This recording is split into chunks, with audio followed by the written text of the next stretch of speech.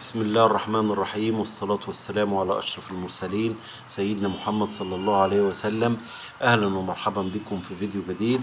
النهاردة بإذن الله هنتكلم أحمد عبد القادر إلى قطر، وأشرف بن شرقي في الزمالك، وموقف غامض لبيرسي تاو مع الأهلي.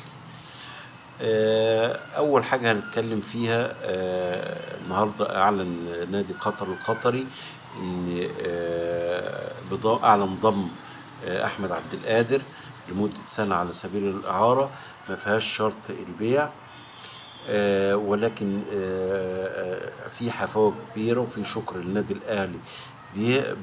وأنا شايف إن